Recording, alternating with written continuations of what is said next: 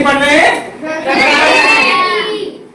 कहाँ से होता है इसका उद्गम? गंगोत्री हिमालय से।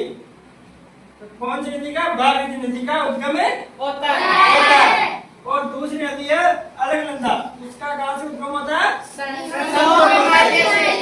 दोनों का संगम होता है देवप्रयाग में।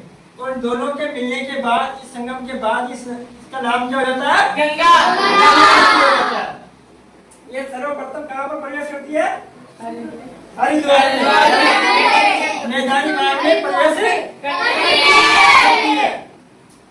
इसमें अलकनंदा में 5 देवप्रयाग बने हुए हैं। कौन कौन से? विष्णु प्रयाग। यहाँ पर कौन सी नदी आती है? और दूसरा है नंद प्रयाग। यहाँ पर कौन सी है? और तीसरा कौन सा?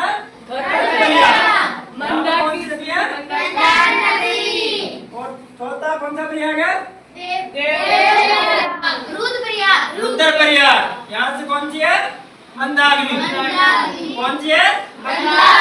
और देवप्रयाग। देवप्रयाग में अलकनंदा और भागीरथी नदी का संगम होता है।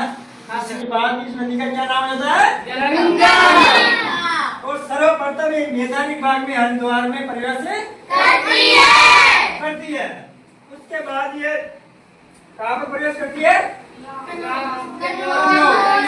कन्नौज में कौन सी नदी आती है? रामगंगा। रामगंगा के बाद में इसमें प्रयागराज आ जाता है। कहाँ प्रवेश करती है? प्रयागराज में। यहाँ पर यमुना नदी आती है। कौन सी नदी आती है? यमुना नदी का उद्गम कहाँ से होता है? यमुनोत्री हिमालय से। कहाँ से होता है? यमुनोत्री हिमालय से। यमुना गंगा नदी में मिलने वाली सर्वप्रथम कौन सी नदी है? सहायक नदी है। कौन सी नदी है? सहायक नदी है।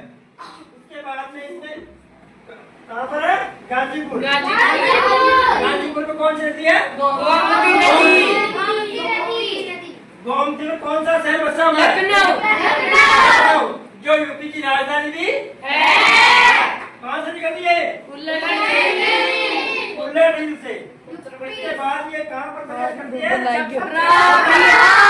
छपरा कहाँ पर है? बिहार। यहाँ से कौन सी नदी आती है?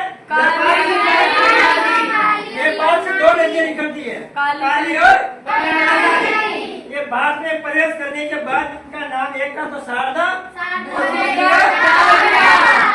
फिर ये दोनों एक जगह, दोनों के संगम के बाद इसका नाम रहता है घाघरा।